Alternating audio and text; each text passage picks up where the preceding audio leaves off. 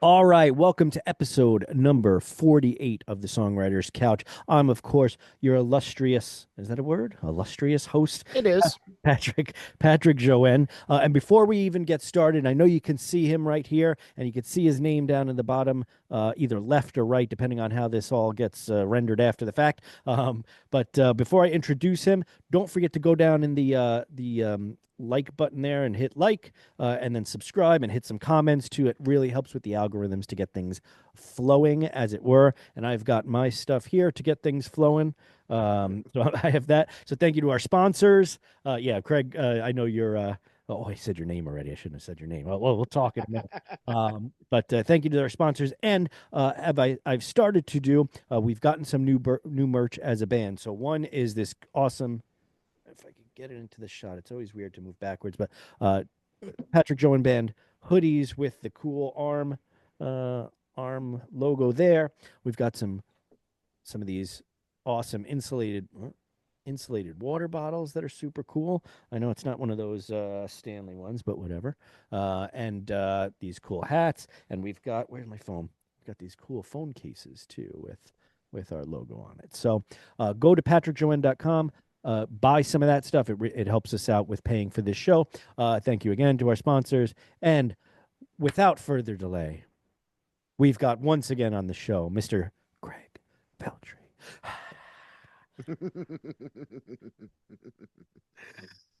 Hello, Patrick. How are you? Yeah, yep. He skipped the Grammys even though he was up for against Beyonce this year. Didn't quite get it. I saw him roll his eyes for a second, but didn't quite get the record of the year for his country record. But he's on the songwriter's couch. Patrick, you've been closer to a Grammy nomination than I ever hoped to be. I don't Stop know it. about that, Craig. I don't know about that. But why don't you tell people because you got some cool stuff going on. You got a new song out, a new video out. Tell the people where they can find all your stuff and what the name of that is and where they can find those to download and watch. And then we'll get into the two truths and a lie, Craig.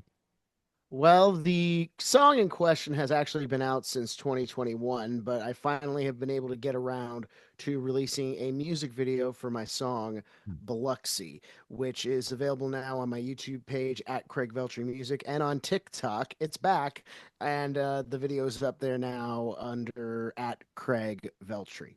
Nice, nice. Okay, excellent. So go ahead and check that out, and we're going to talk about that in a few minutes. But of course, before we get to the nitty gritty of the episode, the meat and potatoes, as they say. What else do they say? The real, Get get to the truth or get down and gritty or whatever. yeah, the underbelly of the episode. I did say the nitty gritty already. Yeah, I did say that. We're gonna do two truths and a Before lie. we get down to That's business, right. Are you ready for two truths and a lie, Craig? sure, why not? Do it.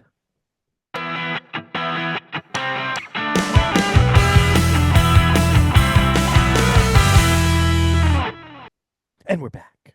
Through the magic of production, Craig, we are back in the studio after Where am I? magically flying away into text land. And so I'm hoping you have a few fun ones because we have done this before. So I'm hoping it's not something that I already know about you from our in depth interview prior. But Mhm. let's get into it. What do you got?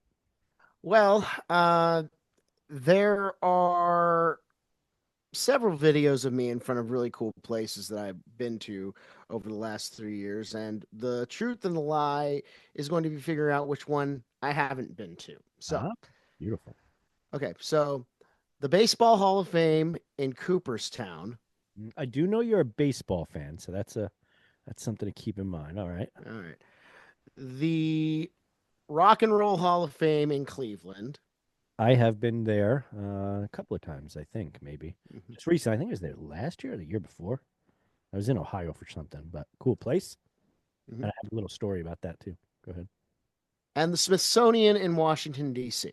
I was just there too, man. I feel like we're on the same path here, Craig. If if Mhm. if all of those are true, except for the Baseball Hall of Fame, I have not been there myself. I'm not a Mhm. big sports person, but oh, Allie's saying that she has been there before.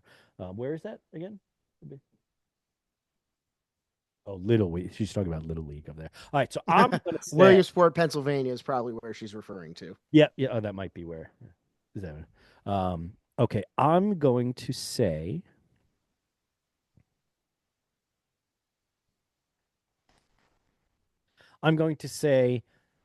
just because I have not been there, because I have no idea which one it is, to be honest.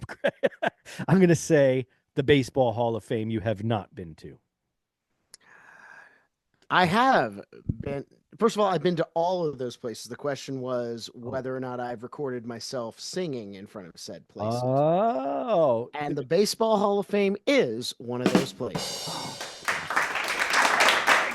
Woo! Oh, the sound effect happens without me having to do anything to the microphone. I keep forgetting. I was gonna like make a sound or The something. magic of editing. That's right. That's right. I keep forgetting that it's not live. I need one of those like sound button things that you could push to have stuff going on. Do you have one? Because so one thing I will say, Craig also has his show. Why don't you promote that too, real quick?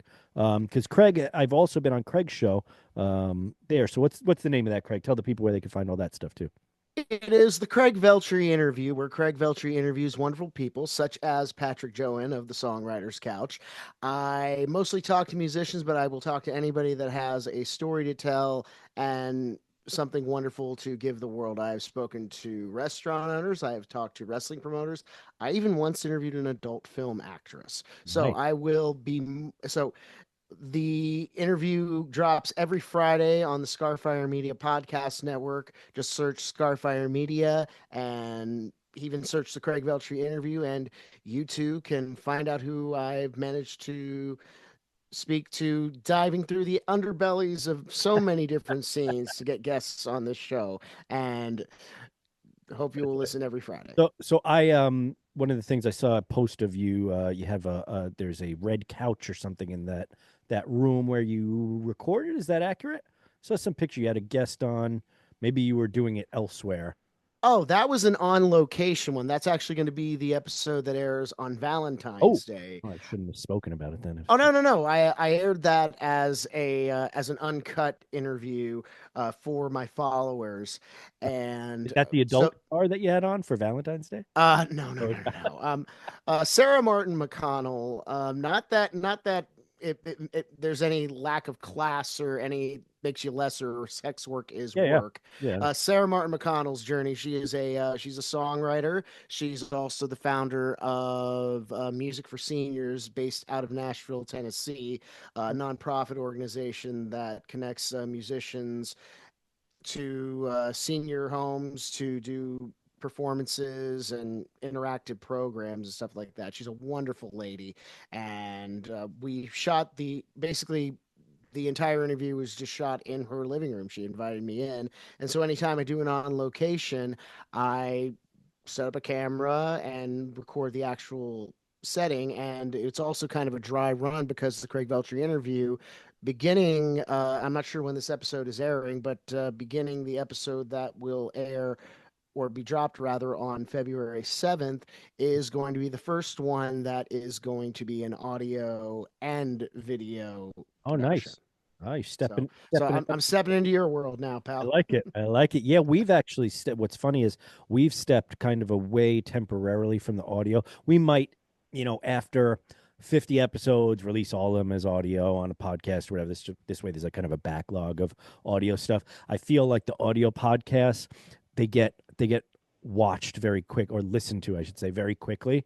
And so people blow through them and then it's like, where's the next one? And I felt like I couldn't keep up with the pace of it. These, at least, people, if they go on YouTube, it's not a new episode of ours. There's something else for them to go to. A podcast is like, when is the next one? You get held to this schedule that we haven't been able to keep up because I was recording an album. Well, still doing that now for the last 3 months, all this stuff. So we took a little bit of a temporary, like, uh, doing less episodes over the last few months. Still keeping up. Do you find it challenging? Because you do a lot of touring, and I Mhm. say touring, and I don't know if you book them as a whole tour, but you go out of state a lot and out of your local area to play Sure. music a lot. So do you find it challenging to like keep up the schedule of the podcast and the shows and The great thing about how I've been able to set up the format and the release schedule for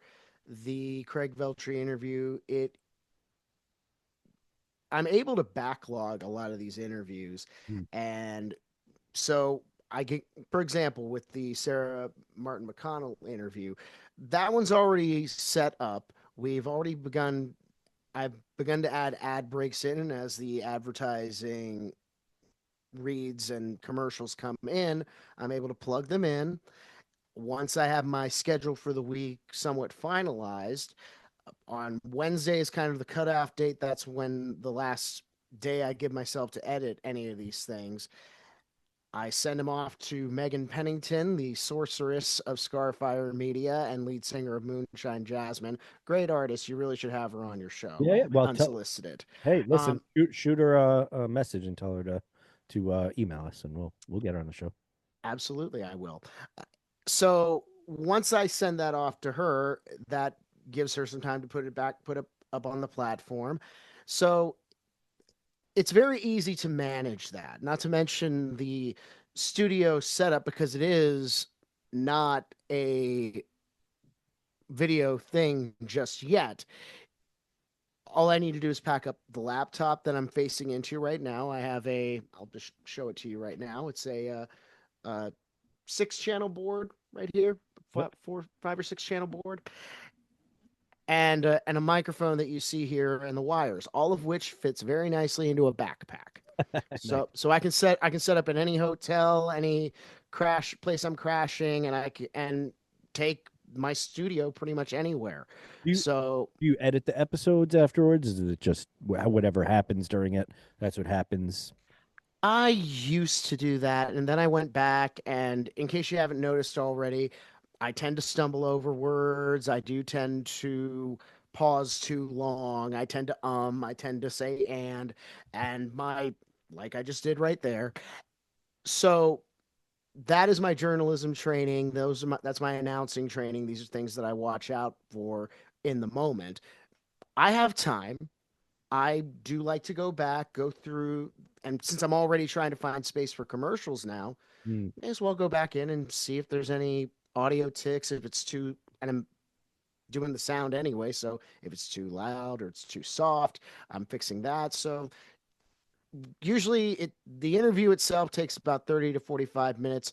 It takes about 3 hours of just doing, the old what you do probably with your music and I do with mine, the Yeah. old car and speaker test. So if it sounds right in the speakers, it sounds right in the car, it's ready to go. Yeah, yeah, and we've been going through that because we're at the mixing mastering part of the this album too. So we've been doing the mixing it in the studio, then going into our cars, listening to it in there, and then putting the headphones on, and then going back remixing all that kind of stuff. So yes, I'm very well aware of that that process, Craig. So that's cool. Yes. So what we've gotten down to the point now where the editing is very quick because we've got I've kind of got a preloaded kind of template that I can cut everything in, like the intro, outro, the little graphics here and there. They're pretty much pre-made, and I just dump it in. Usually after the episode, in I don't know, half an hour, I've got the episode done and cut and uploading already. Then it's a matter of tracking down. I need your links. I need your picture. I need your that stuff from whoever I had. Usually So takes what you're saying now, I'm gonna have so much more work to do on this darn thing. Okay, great. not much. I I, mean, just need I've never minded it. It's not really I'm sure working because I'm sure there's several beautiful pictures of you that you could send, that would work, and then just the link well. site and all that stuff. So I think it's pretty straightforward. But yeah, we've gotten it down to a good point. We're probably going to be adding some stuff, to be honest, as we go forward here, but we're still working out. We're actually going to be probably changing some of this background to and actually do a full studio set and all that as well. So that might change. But so let me ask you this, because today we're filming this at about 6:30 p.m. on a Monday. So Mhm. I know that's going to throw time off, but for anyone who's watching it, but of course it's YouTube, so you could be watching this at any time. But this is the day after the Grammy Awards has happened. Now I'm part in the Recording Academy, and so my desire to talk about kind of the what happened there is I should probably not talk too much about it. But what do you how do you feel about what transpired at the Grammys last night? I, as a matter of fact, didn't go this year, and I haven't yet to watch it. I know a few of my friends have, now I can say it, I guess, have gotten Grammy awards. So one of the well, one of the people I had on this show was Nasher Modi. He got a nomination, which is awesome. Um, and there was I haven't had Kalani. He's a Hawaiian artist on, but he won a Grammy, his fourth now. Good for At him. past show, and this is all before the televised version, Craig, by the way. And then Wooter Kellerman as well, Flautist. flautist from South Africa. Amazing, amazing guy. Super friendly and just an awesome human being. He won another one this year, and he has had it before. But did you get a chance to watch that show at all? I haven't watched an award show of any kind in many, many years. Mm, It's not, I congratulate anybody that that type of organization like the Recording Academy would give kudos to even mention them. It would be an honor to be nominated. I really do sincerely mean it. It's not really a focus of mine at sure. the particular moment. And you mentioned all the friends that you have that are up there. I'm still kind of in the trenches with mine, trying to get that recognition. Yeah, So I mean, so nothing against anybody that's achieved yeah, that, but that's just not where I, I am. I have not received a nomination or anything like that either, Craig. So, like I said, it's we're in the same boat. I have people, friends that I'm friends with that have gone in there and done what they had to do, and it is a lot of effort that has to be put into it.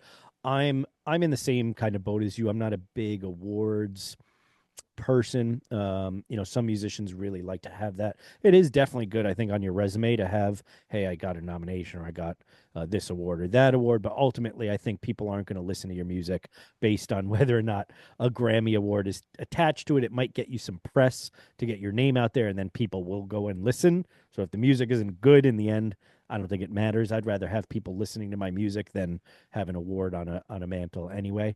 I mean, Uh, hell, Zeppelin never won a Grammy, so yeah, yeah. Well, there's a lot. Like who else? There was some big artists that didn't too. oh, Uh, Billie Eilish didn't win this year, so yeah, she did. I know that. What's funny though, we were at the one And where she she had some of her best songs ever out this yeah, year. where the one where she won like eight of them. I was there with my daughter at that one. My daughter was like obsessed with Billie Eilish at the time, so she was super excited about it. But I know you're a country artist, right? Among So many genres, yes. yeah, so what do you feel? What do you feel about that category and how it's changed? I guess over the last. What do you think?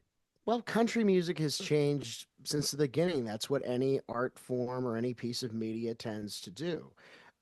Anybody who's ever said that I want country music back when it was pure, I have to ask, are you talking about the Carter family and Roy Acuff and Jimmy Rogers? Because that was the original side of it. Or are you talking about the Nashville sound? Are you talking about the rockabilly artists that eventually came into Nashville, like Buck Owens and Johnny Cash, and became representatives of that genre? Are we talking bro country? What exactly is uh, country? So I've always taken it like this: every evolution has a faulty mutation, depending on your taste, depending on where you see things.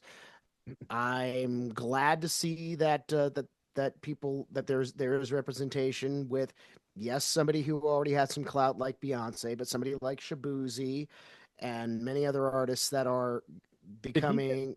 did Sh was Shabuzi nominated? This I don't I remember. have no, like I say, Oh, you I don't, didn't yeah, watch. I didn't watch So, it either, so I don't know. but just as far as the popular acts that Well, happened this year. what's funny? So What's funny? Can I ask you something before you? Unless you, maybe I should just let you finish there if you had a thought you were gonna. it's So, gone.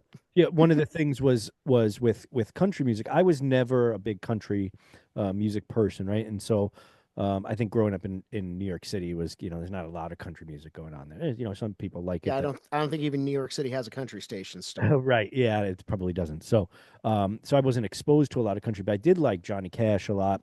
And what I've noticed is like in the 80s, those hair metal bands and all that, they definitely had these influences of country music, which I think that's where Oh God, Every funny. Rose Has Its Thorn is Yeah, definitely a country song. that's like the third time in the last couple of months where someone has mentioned that particular song, which is funny because I had to do a report on that song when I was in, I think, sixth grade. I did Mhm. it, or seventh grade or something like that. But anyway, so I feel like I did like the storytelling and the ballads that they were doing in the 80s, that were similar to kind of what you referred to, almost like bro country. Is that what you called it? Oh yeah. But I like that Yeah. term. Florida Georgia Line and Luke Yeah, Luke Bryan, some Bryan. some Blake Shelton. But I feel like those country artists have some of that, like they've almost taken over the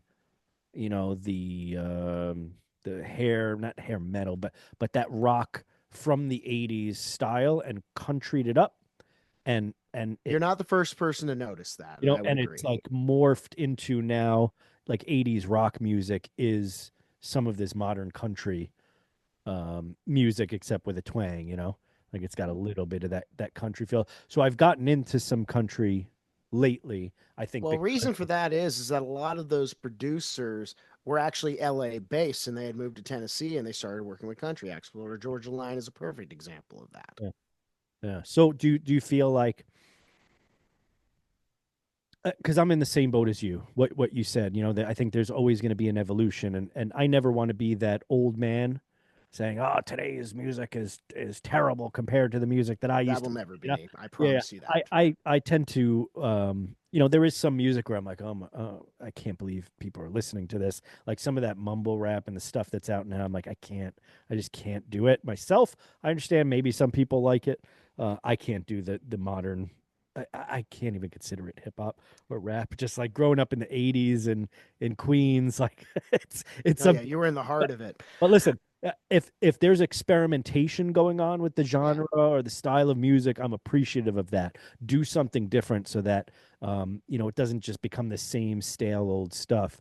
Um, and I think that's kind of what you were saying. Like there's an evolution absolutely. to Yeah, and further, I would even go so far as to say that I also have the perspective of that I am going to be 40 this year. Hmm? That pop music Oh, is not made for me. I don't go to bars, I don't or go to clubs anyway. And that kind of music, though I can sit back and look at Sabrina Carpenter who's going through her own discovery of sex and I can be appreciative of it, but I'm just like yeah, been there, done that. yeah, yeah. Not for me. Yeah, yeah. So let's because we started kind of talking about country music and the like. Let's get into your single and your Yes. song and your video, right? Because it was, I'm supposing, inspired by Memphis, by Tennessee, by Mississippi, by what was, where is this all, where did the song come from? And then I guess the video, it took you a while to bring that to fruition from the song. So I'm assuming you've written other songs since then. What made you then bring it out of the woodworks or what have you, and make a video for it? I'll start from the last question and work my way back. Why did I decide to make the video now?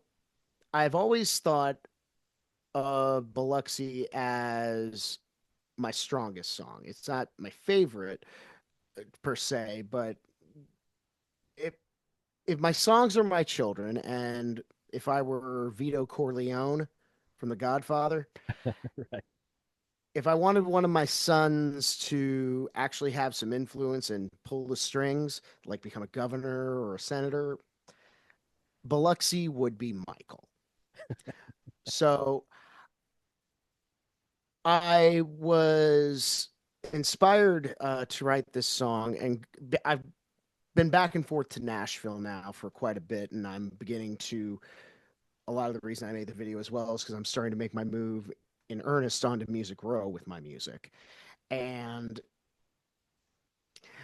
so when I decided to sit down and actually write this concept, the way I've written songs is that the emotion has to build up to a point that there's nothing left to do but sing.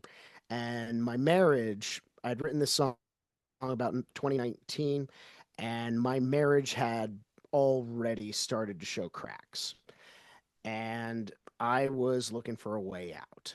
And I immediately started thinking of an old lover and where we could meet and run away. And since until I shot this music video, I had never set foot in Biloxi, Mississippi.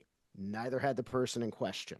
Huh. So I, and it's on the Gulf Coast. I was listening to a lot of Glenn Campbell, and his one of his best songs is Galveston, and also a lot of Merle Haggard. There's a song he wrote called "If We Make It Through December" that I kind of lifted from. If we make it through December, move on to Biloxi. Will you meet me in Biloxi? So Right. that similar intro to the chorus, I kind of had that. I kind of read that and I'm like, yeah, that's where that song is going to start. And so over the last year or so, as my marriage and divorce got finalized, and as I was able to make put a little bit of money aside and had a couple of opportunities to work with some like-minded people who believed in the vision of where I wanted my career to go, I was able to shoot this music video over back in November between New Orleans, Nashville, and of course Biloxi. I will be forever in debt to the executive producer Kat Keller, who kind of helped organize a bunch of the back end things. Allegra B. Moreno, Kat's friend, who appeared in the video and was very diligent about her appearance, her craft, and I learned a lot from her.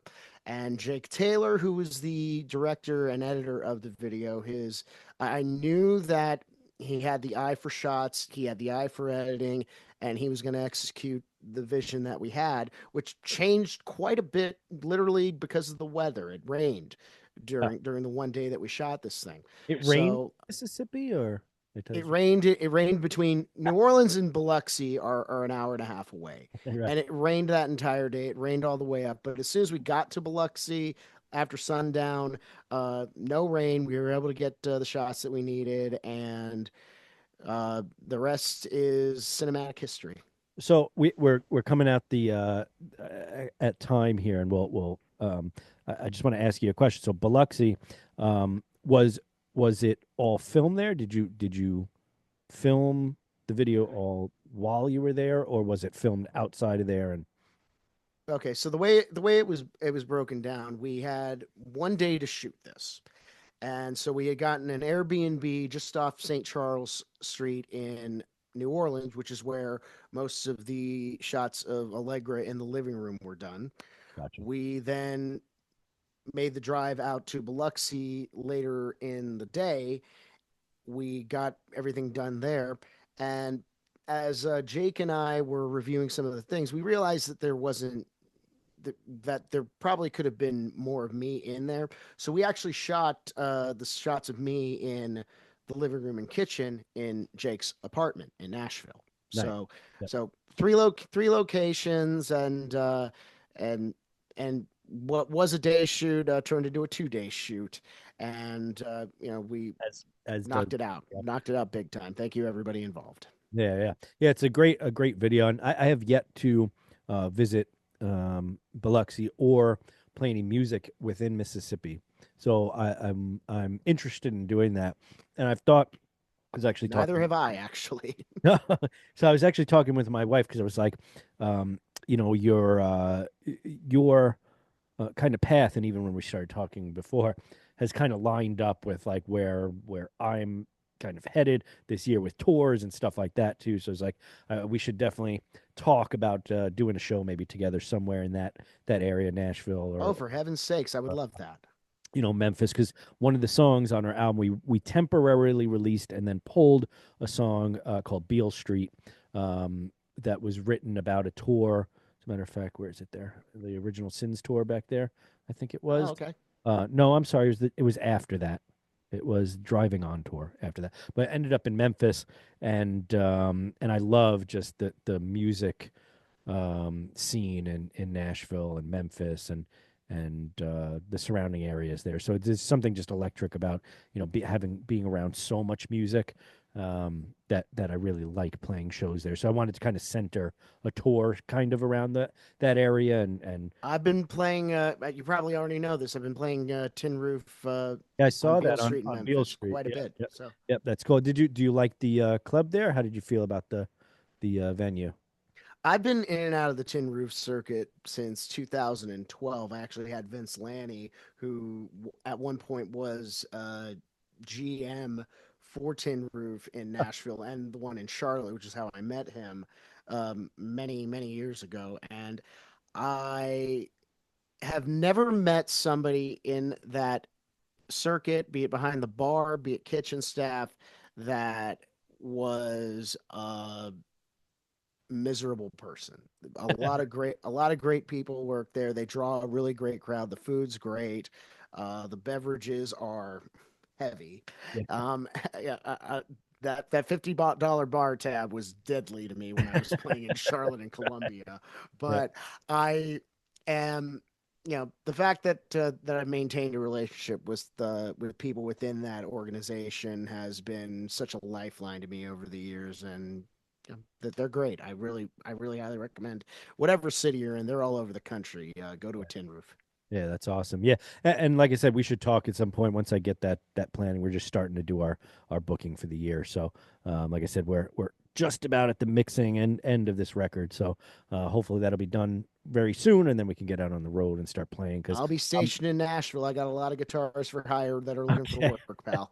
All right, excellent. Well, I'll probably be bringing my band, but if any of them can't make it for some reason, I'll definitely bring. But we can do even share a bill or whatever, and do Hell something. yeah. You want to do something, so let's do that. So we do have to wrap it up here. Like I said, this is a little shorter episodes. I always feel like I want to just talk for I'm three really flattered you even asked, man. I do appreciate that. 3.5 hours. But let's keep in touch. And when I start kind of booking and figure out dates, I'll see where you're at with that. But tell the people again one more time where they can find the video, where they can find all your stuff just in general. And then maybe I guess this is gonna air next Monday. So any shows after that you want to throw out there, go for it. Well, the Craig Veltri interview airs on Scarfire Media's podcast network, on Spotify, Apple, anywhere you get your podcasts. The music video for Biloxi is available now on my YouTube page at Craig Veltri Music and on TikTok at Craig Veltri. You can find me pretty much anywhere in this country. I got gigs from here to Memphis, to Pittsburgh, to Myrtle Beach, South Carolina, to Charleston, South Carolina, and wherever Patrick might wind up. Just keep your eye on craigveltry.com. That'll have all the dates. Awesome, awesome. Yeah, and we will, of course, as always, post all your links and what have you in the descriptions. Go down there and click on them. Don't forget to like and subscribe, comment. The comments are really something that helps out a lot. It really helps. Oh, heavens, I almost Oh yeah, forgot. yeah, go Um, for it. I also will mention that my previous record, not my last record, because so many people have said, I hope it's your last record. The Craig The Letters to the Defendant is coming out on limited pressing vinyl through Hellbender Vinyl here in Pittsburgh, Pennsylvania. The full pre-order will begin on March 1st. $35 if you live in driving distance to me, a day drive difference. I will hand deliver you a copy of Letters to the There. Defendant on vinyl. $35 to my Venmo page. Add that to the links. Venmo, PayPal, Cash App, or Zelle. Preferably Zelle, no fees that way. Goes right to my bank. So, Letters to the Defendant coming soon on vinyl, limited pressing, only 100 copies. Once those are gone, I won't do it again, folks. So, send me your money. Just be careful about offering the hand delivered because this is international.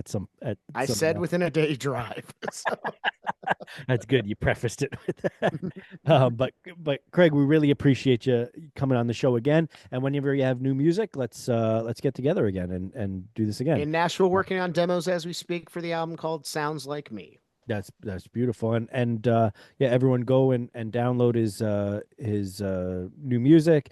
Go check out his videos and don't forget to go to patrickjoen.com, by the way, and buy some of this awesome merch off of us, so that we can have some money on the tours and we don't have to eat ramen or cup of noodles every single day. Also, Craig Veltri interview T-shirts and stuff available. See, we're Yeah, battling now at I this point. like it. I like it. Craig Veltri interview merchandise, T-shirts, tank tops, throw pillows, and coffee mugs available at scarfireradio.net. Just click on store and buy my stuff immediately. Immediately. That is a demand, Craig. That is a demand.